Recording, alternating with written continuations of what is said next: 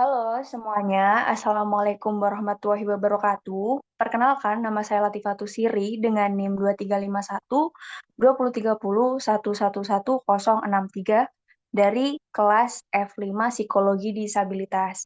Pada kesempatan kali ini, saya akan mempresentasikan materi tentang Attention Deficit Hyperactivity Disorder atau biasa disebut dengan ADHD. Nah, untuk penjelasan lebih lengkapnya, mari kita.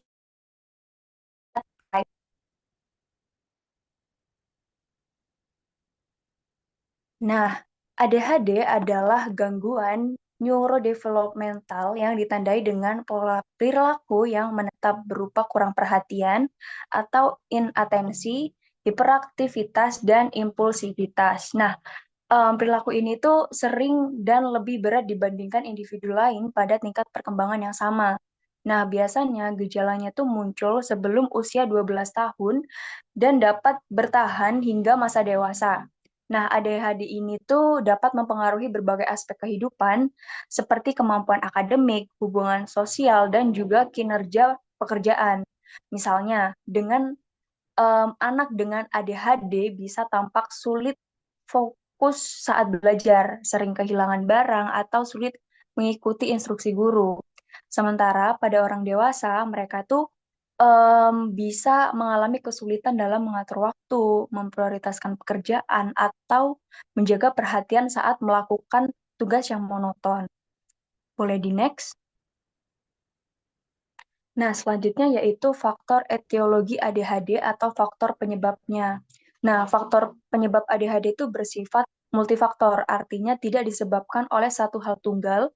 Nah, di sini tuh ada tiga faktor utama yang mempengaruhi munculnya ADHD, yaitu ada genetik, neurobiologis, dan lingkungan. Nah, untuk genetik, di sini tuh ada penelitian yang menunjukkan bahwa riwayat keluarga ADHD yang meningkatkan resiko seseorang untuk mengalami gangguan yang sama. Misalnya nih, jika ada salah satu orang tua memiliki riwayat ADHD, maka memungkinkan anaknya juga memiliki gejala ADHD akan jauh lebih tinggi seperti itu. Jadi orang tuanya memiliki riwayat ADHD, maka anaknya tidak menutup kemungkinan mereka juga dapat memiliki riwayat ADHD juga.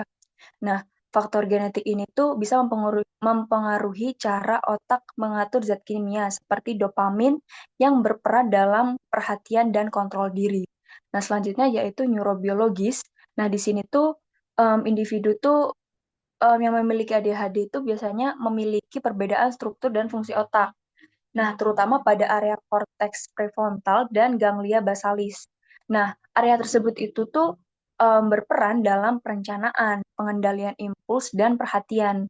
Nah, keseimbangan aktivitas di bagian otak tersebut itu bisa membuat individu merasa kesulitan dalam memperhatikan fokus mereka dan juga mengatur perilakunya. Nah, selanjutnya yaitu lingkungan. Nah, faktor lingkungan ini tuh juga berperan. Misalnya, ada paparan nikotin, alkohol, atau stres ibu selama masa kehamilan. Nah, hal-hal tersebut itu dapat meningkatkan resiko anak untuk mengalami ADHD. Nah, selain itu, tekanan psikososial, konflik keluarga, atau pola asuh yang tidak konsisten itu dapat memperparah gejala ADHD yang sudah ada. Boleh di next? Nah, selanjutnya yaitu jenis-jenis ADHD.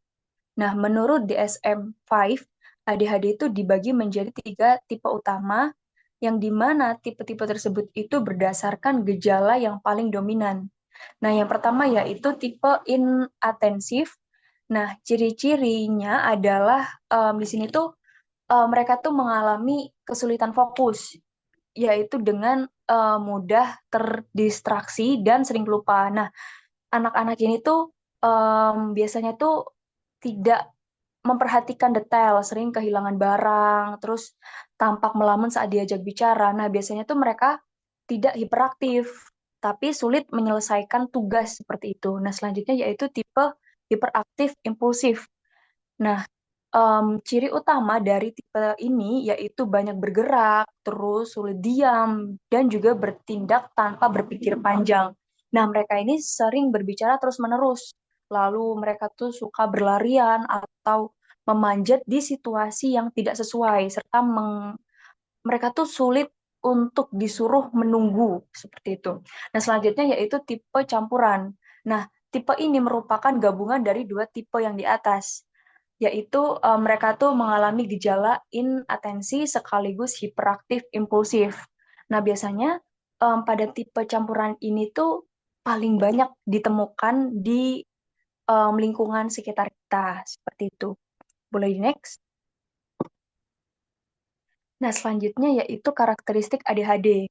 Nah, karakteristiknya itu di sini saya jadikan sebagai tiga kelompok utama, yaitu inatensi, hiperaktif, dan impulsivitas. Untuk yang pertama yaitu inatensi atau kurang perhatian. Nah, di sini tuh mereka um, terlihat seperti sulit mempertahankan fokus pada tugas atau permainan, sering kehilangan barang-barang pribadi seperti pensil atau buku, terus tidak memperhatikan detail kecil dan tampak tidak mendengarkan ketika diajak bicara. Nah, selanjutnya yaitu hiperaktivitas. Nah, di sini tuh mereka tuh tidak bisa duduk diam dalam waktu lama, terus sering berbicara terus-menerus dan bergerak tanpa henti, lalu sulit bermain dengan tenang dan tampak selalu gelisah.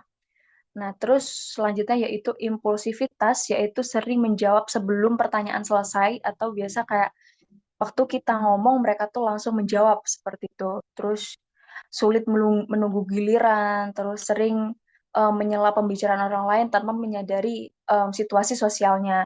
Nah, perilaku-perilaku tersebut itu sering banget menimbulkan kesalahpahaman dari orang sekitar yang menganggap anak itu nakal atau tidak sopan. Padahal sebenarnya tuh mereka tuh mengalami kesulitan pengendalian impuls dan perhatian. Boleh di next?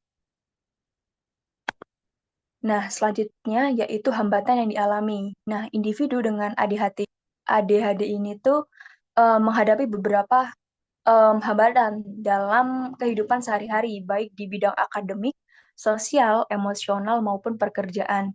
Nah, untuk yang pertama yaitu hambatan akademik. Nah, anak dengan ADHD ini tuh sering kesulitan mengikuti instruksi, sulit menyelesaikan tugas, dan cepat kehilangan fokus. Nah, akibatnya dari yang mereka alami di bidang akademik tersebut, nilai akademik mereka tuh bisa menurun, meskipun kemampuan kognitif mereka tuh sebenarnya normal. Untuk selanjutnya yaitu hambatan sosial, perilaku impulsif mereka tuh sering membuat mereka tuh sering menyela pembicaraan atau bertindak tanpa memikirkan dampaknya. Jadi mereka tuh kayak berpotensi menimbulkan konflik dengan teman sebayanya. Akibatnya mereka tuh sering tidak diterima dalam kelompok sosial. Selanjutnya yaitu hambatan emosional, yaitu individu dengan ADHD ini tuh cenderung mudah frustasi, terutama ketika sering mendapat kritik atau hukuman dari perilakunya. Nah, hal ini tuh sering menimbulkan mereka menjadi rasa rendah diri dan bahkan masalah emosi sekunder seperti kecemasan atau depresi. Nah, selanjutnya yaitu hambatan di dunia kerja. Pada orang dewasa, ADHD ini tuh dapat menyebabkan kesulitan dalam mengatur waktu dan menjaga konsentrasi dalam pekerjaan. Nah, dalam pekerjaan yang menuntut perhatian jangka panjang atau banyak detail seringkali membuat mereka itu merasa ini tuh merupakan menjadi tantangan besar bagi mereka seperti itu. Boleh di next? Nah, karena tadi terdapat hambatan, maka di sini saya menjelaskan strategi penanganan dari ADHD itu sendiri.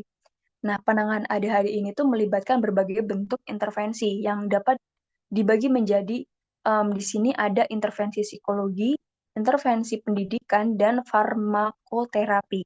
Nah, untuk intervensi psikologis, pendekatan ini tuh biasanya berupa terapi perilaku atau behavioral therapy yang menggunakan sistem penguatan positif dan token reward untuk meningkatkan perilaku adaptif. Nah, selain itu, pelatihan keterampilan sosial dan manajemen waktu ini tuh juga diberikan agar individu yang mengalami ADHD itu lebih mampu mengontrol perilakunya. Selanjutnya, intervensi pendidikan, sekolah dan guru itu berperan penting dalam membantu siswa ADHD, seperti penyesuaian dengan mengubah strategi belajar, membuat pembelajaran singkat, menarik, dan interaktif, serta memberikan instruksi yang jelas dan spesifik. Nah, dengan pendekatan ini, anak itu bisa belajar lebih fokus dan tidak cepat kehilangan perhatian. Nah, untuk yang terakhir yaitu farmakoterapi atau pengobatan.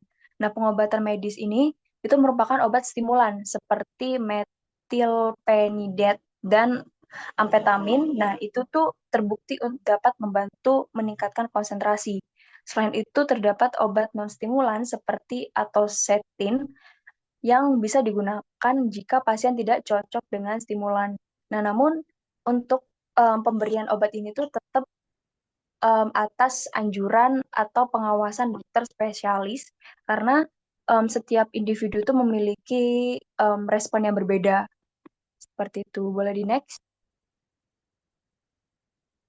Nah, berikut merupakan referensi yang saya gunakan untuk menyusun materi yang telah saya sampaikan. Boleh di next? Nah, sebagai penutup nih, penting untuk kita untuk memahami bahwa ADHD itu bukan masalah atau kemauan atau kedisiplinan, tetapi gangguan terhadap perkembangan otak yang membutuhkan pemahaman dan dukungan dari lingkungan sekitar. Nah, dengan intervensi yang tepat, baik psikologis, dari pendidikannya maupun dari medis, nah individu dengan ADHD itu dapat berkembang dengan optimal. Nah, jadi tugas kita di sini itu kita harus mampu melihat mereka bukan dari kekurangannya, tetapi dari potensi yang bisa dikembangkan melalui bimbingan dan strategi yang tepat. Baik, terima kasih atas perhatian teman-teman semua. Semoga presentasi ini bisa menambah wawasan kita tentang ADHD dan pentingnya dukungan individu yang mengalaminya. Cukup sekian, terima kasih. Wassalamualaikum warahmatullahi wabarakatuh.